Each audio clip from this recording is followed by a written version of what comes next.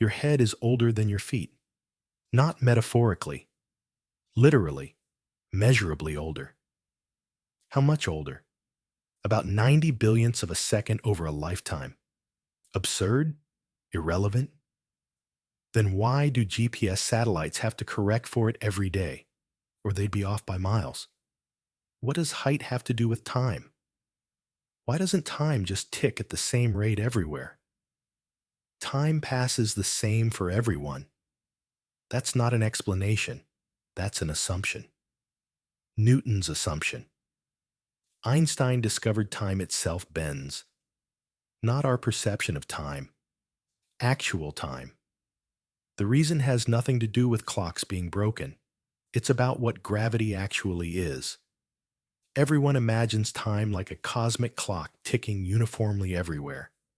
1 second here equals 1 second. There equals 1 second everywhere. Newton's absolute time, independent of space, matter, motion, seems obvious, feels true. Every clock in the universe keeping perfect sync, an invisible metronome that nothing can disturb. Wrong. Imagine riding a bicycle at the speed of light. You shine a flashlight forward. Does the light travel at the speed of light plus your speed? No. It travels at exactly 299,692,458 meters per second. Always. No matter how fast you're moving. The person standing still watching you?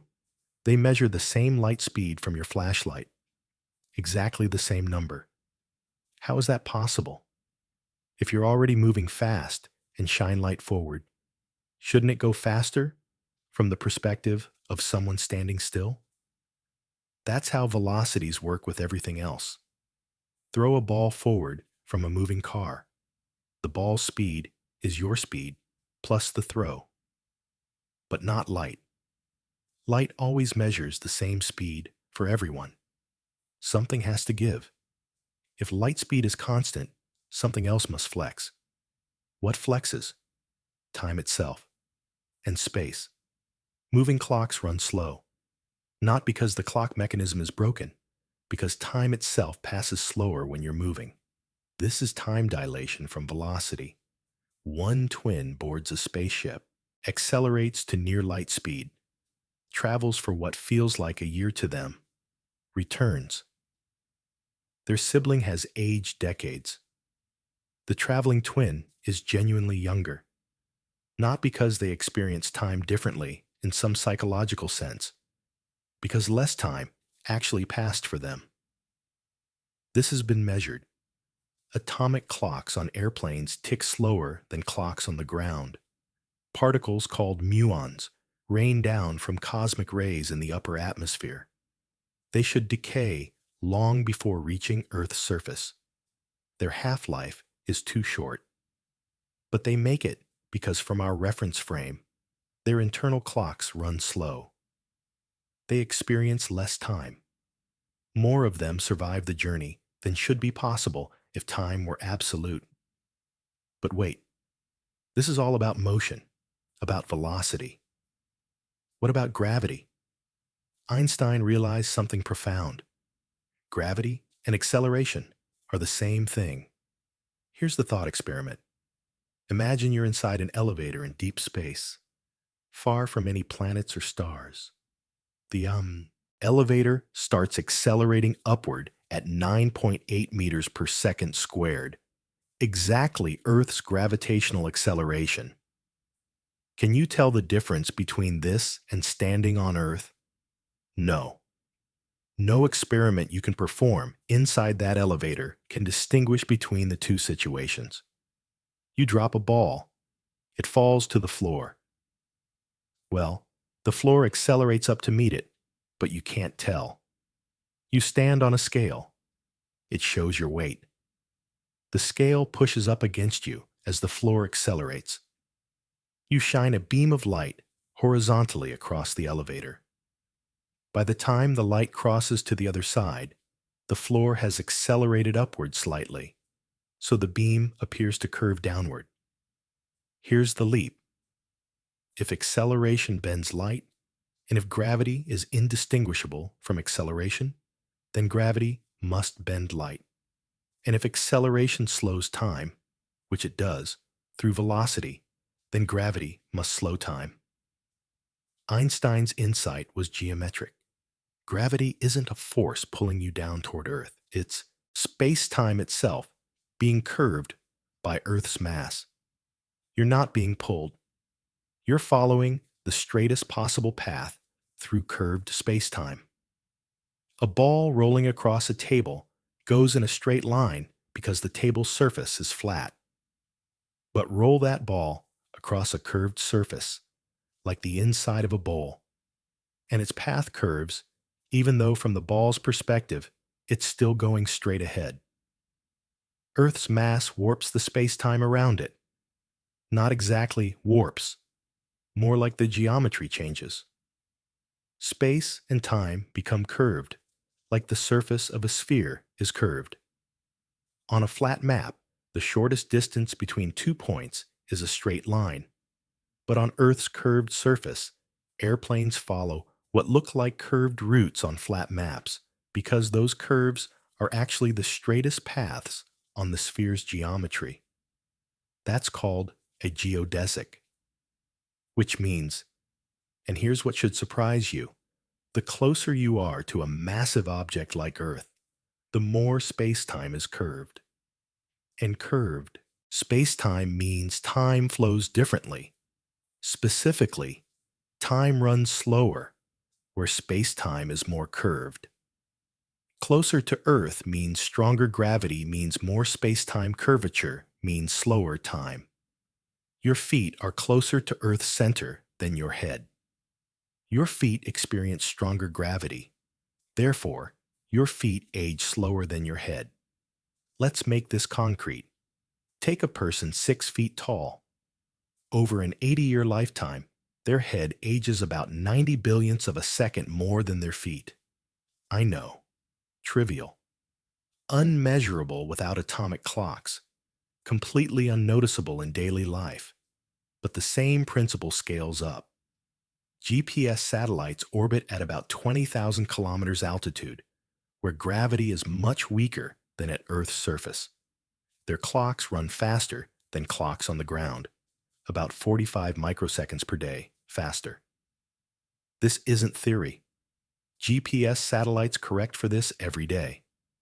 If they didn't, your GPS navigation would drift off by 10 kilometers within a single day. The system would be useless. Every time your phone tells you your location, it's accounting for the fact that time flows at different rates at different heights in Earth's gravitational field. The engineers designing GPS had to take Einstein seriously. They had to program the satellites to adjust their clocks continuously, compensating for both velocity effects.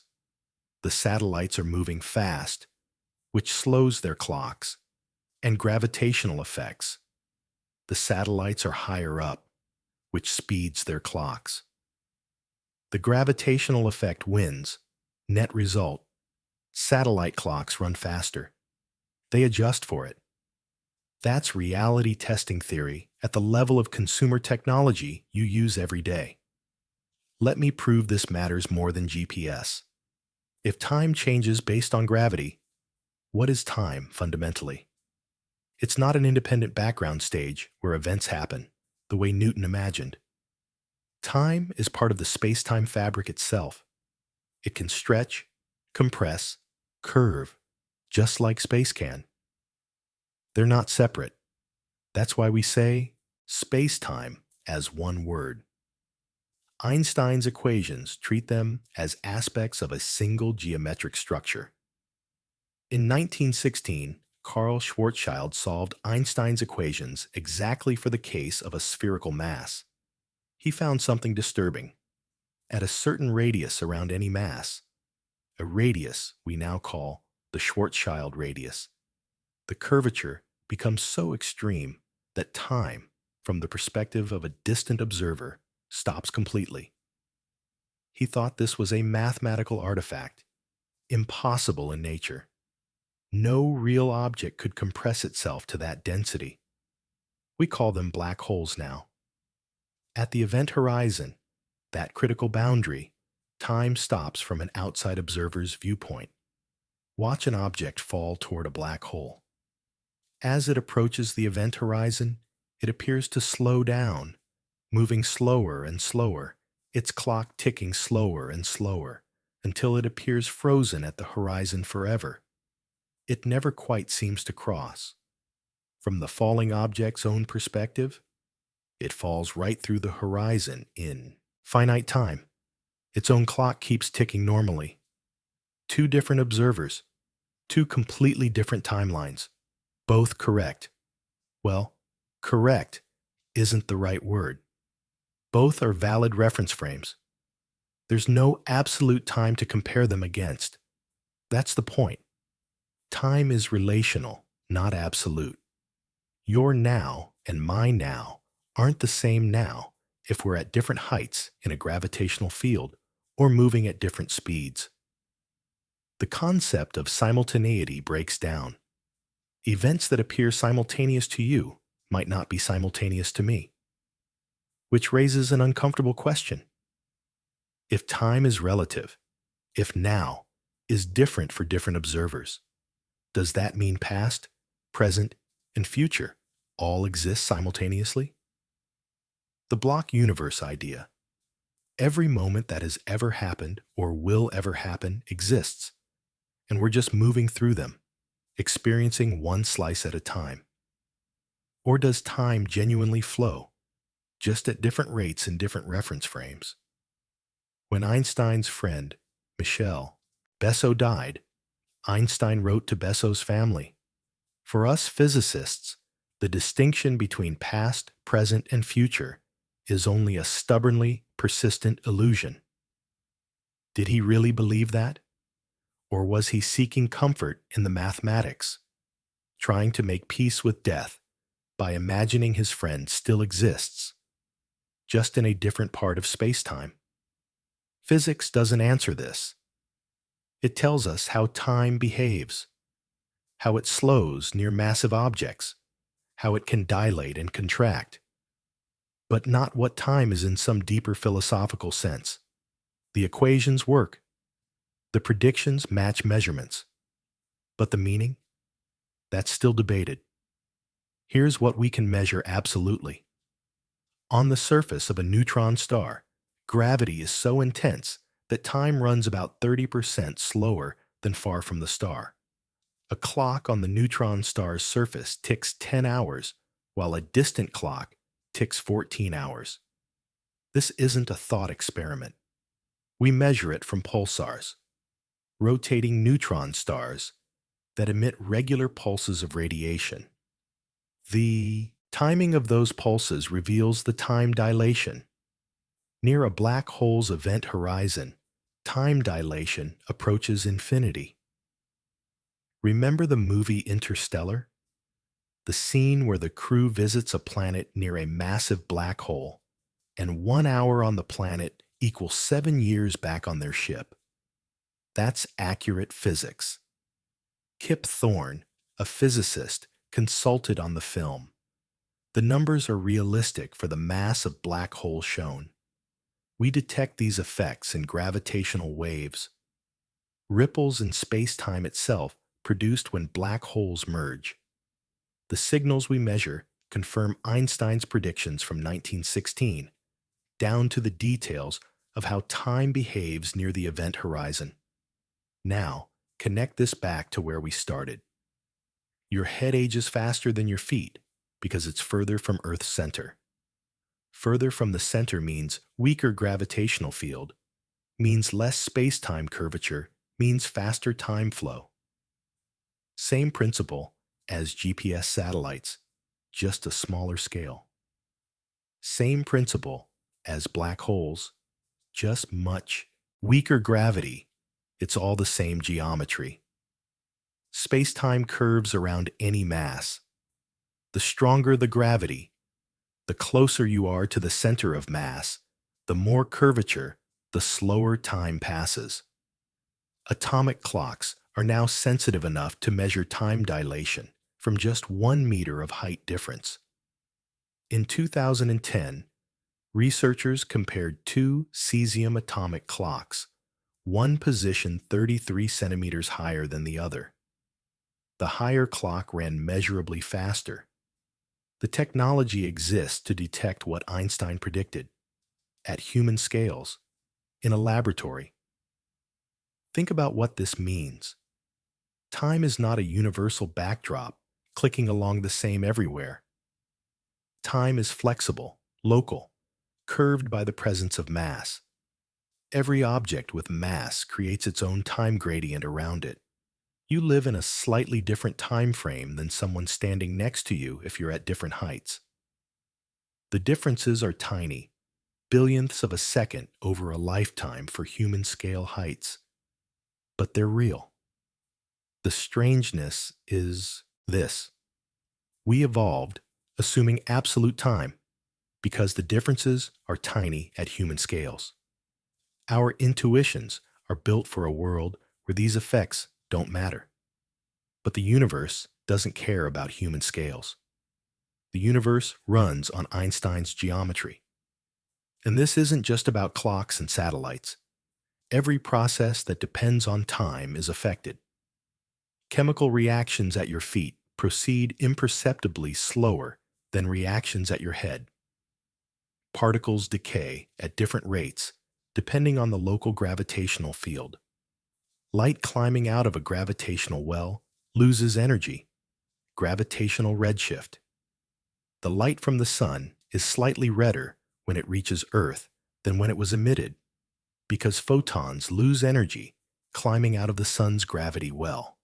Light from white dwarf stars, much denser than the sun, shows even more redshift. Light escaping from near a black hole is extremely redshifted, stretched to longer wavelengths, because time itself is so dilated there. Same photons, different energies.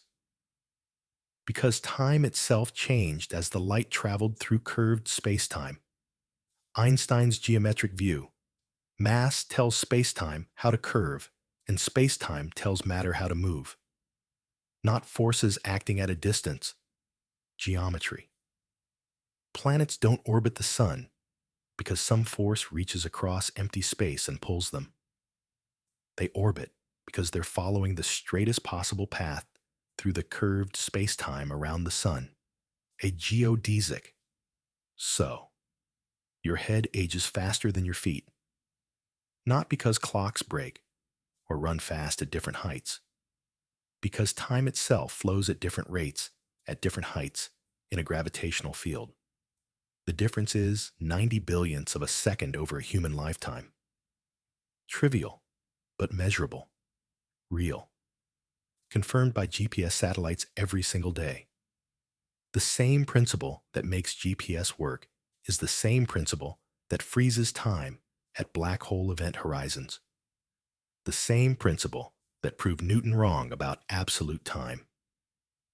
Next question.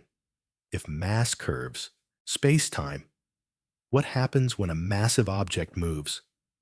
Does space-time ripple like water when you move your hand through it? Yes. We call them gravitational waves. We detected them directly in 2015, 100 years after Einstein predicted them. That's a different story. I've got to stop somewhere.